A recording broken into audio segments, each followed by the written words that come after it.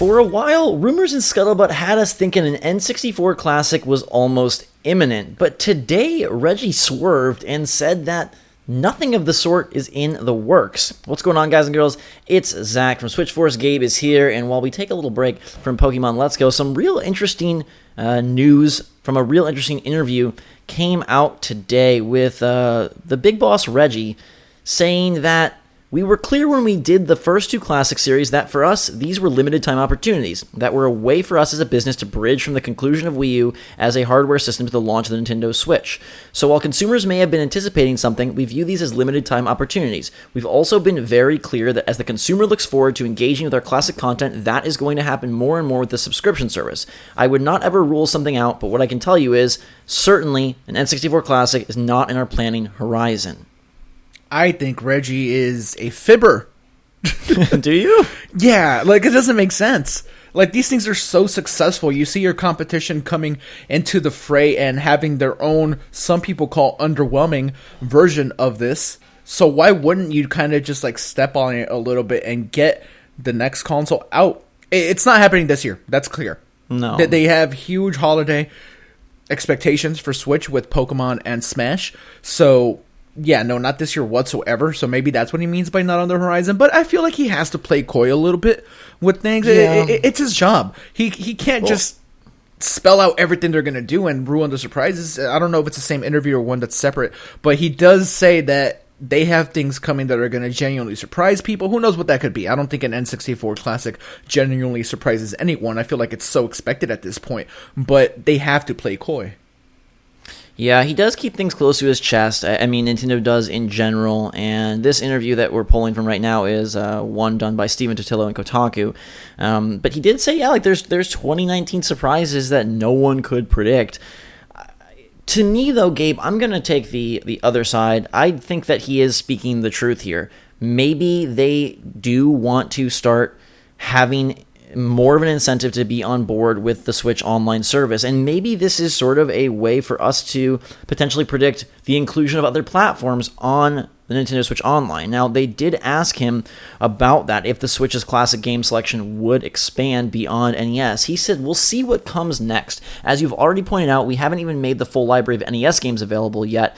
I look forward to playing Metroid, yada, yada, yada. He said, he didn't rule it out, he didn't promise it, but maybe that's where this goes instead. Perhaps they did want to keep the NES and the SNES Classic as something super cool and super limited, although they did bring it back in droves this year.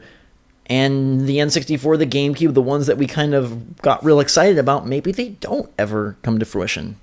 I've come to accept, and I hope I don't get burned for this, I've come to accept that all these older games are games that people think they want, but they don't actually want.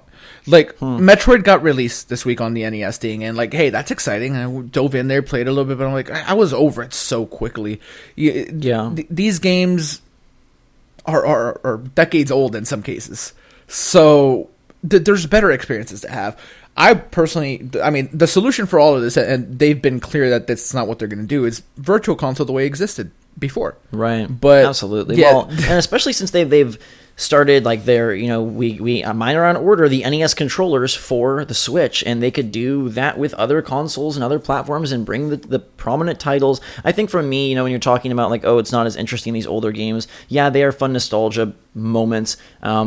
I still get a kick out of some SNES games like Donkey Kong Country and Mega Man X, but for me, like a GameCube reprisal, whether it was a classic or just somehow on Switch, like that's what I really want, because those are games that I would dig deep back into. Things like Mario Sunshine would be super fun to explore once more, and I think I could be wrong, but I think would hold interest for a longer period of time than, as you mentioned, diving back and, hey, let's give Mario Bros. 3 a whirl, and let's go check out, ice hockey, and let's play a little Metroid. Okay. But it is weird that they would just cut these off at, sort of at the torso. Like, we've got the legs building of the NES and the SNES. We see Sony bringing in the PlayStation Classic, which you referenced a little bit ago.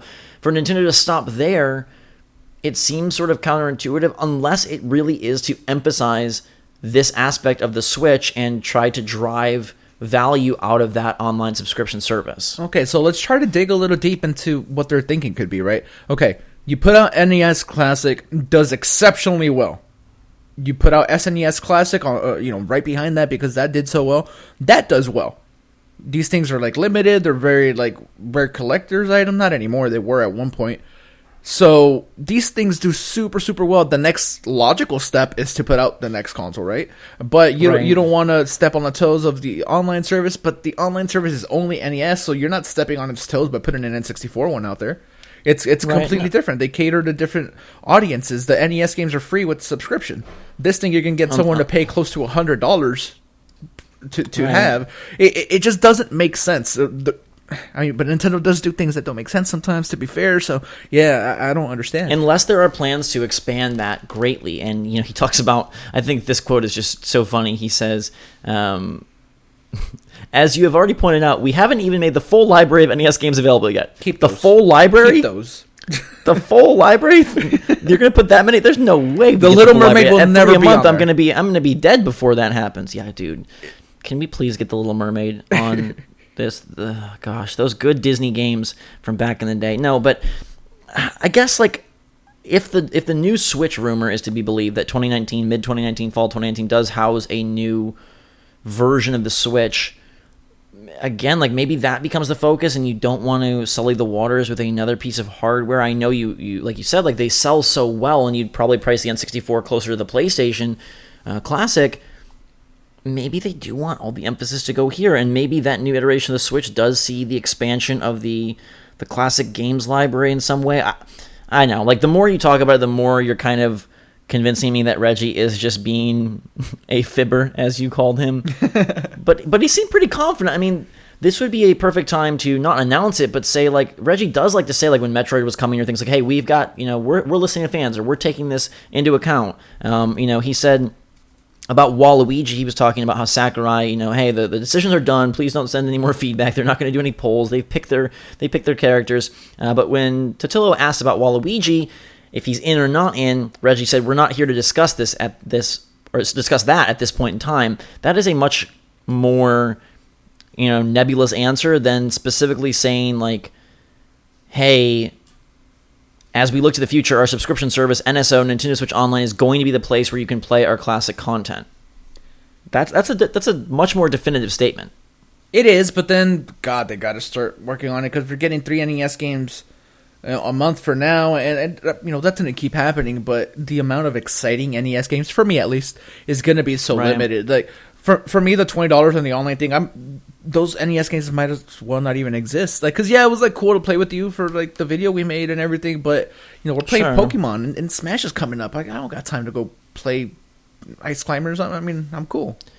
I will also call attention to the fact that he said they were a strategic business decision to help bridge the gap between the Wii U and the Switch. Now that the Switch is here and in full force, maybe they feel like that is diverting resources and diverting attention away from what they want the true focus to be on, and what they want, the big ticket item and the big moneymaker to be. And but Nintendo has it's hard because, dude, they've made it clear that they don't care to have the Switch be the focus, because they still want 3DS to sell till we have grandchildren, Zach. Well, Reggie also addressed the 3DS. Totillo brought up some fan frustration with that, like, WarioWare Gold and Luigi's Mansion aren't also on Switch. Reggie said, our development focus is on Nintendo Switch. That is clearly where our development focus is. However, there are a lot of 5, 6, 7-year-olds who have an opportunity to have their first gaming device and have a fantastic gaming experience, and that's what our dedicated handheld business is for, both the 2DS and the 3DS. He said the next generation of gamers need to start somewhere, but the newest experiences, they want them to be on Switch. That's why the upcoming Luigi's Mansion game is going to be a fantastic experience. So we've seen the Black Friday bundle that includes Super Mario Maker 3DS.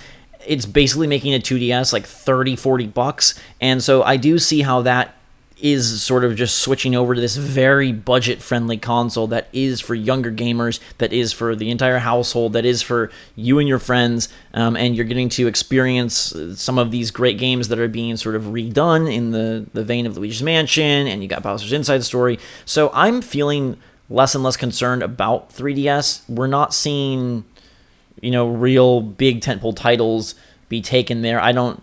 To me, like, WarioWare Gold would have been great on Switch, but I don't really care that Luigi's Mansion wasn't on Switch, nor do I care that Bowser's Inside Story isn't on Switch. Even though those would be fun, it starts to fall into the same predicament of, like, why go backwards when instead you can go forwards. Well, Nintendo needs to start actually practicing going forward then, because this video's about going backwards for the N64. So, all right, cool. Well, hey, Reggie's saying no. The window seems like it's closed on that. Fine. Let's keep going forward then. Yeah. A few other interesting notes from Sir Regimus. He said that DLC is like really a focus. Again, making notes there. So what that means for Pokemon Let's Go and potentially more for Smash Beyond the Fighters Pass, I think will be interesting. He said it's a critical tactic for Nintendo.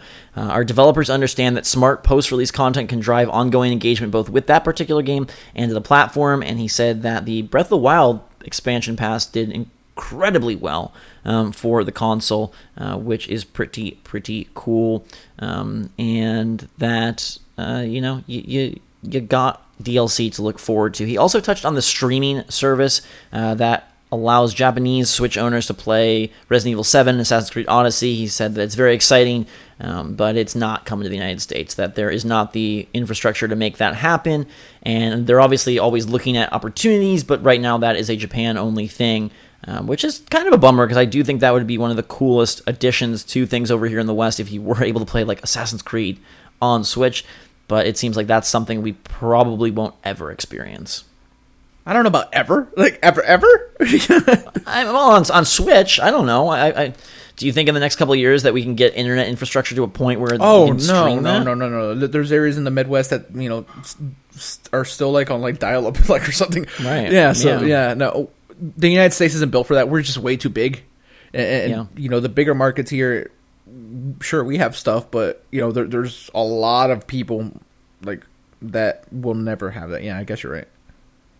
Lastly, Reggie said that single player in Smash is exceptionally strong, and he again said, they've decided on the DLC characters, so get ready for those. Waluigi, he wouldn't confirm, as we mentioned, but let us know your take on all of these Reggie thoughts in the comments down below. Do you think they're really done with classic consoles?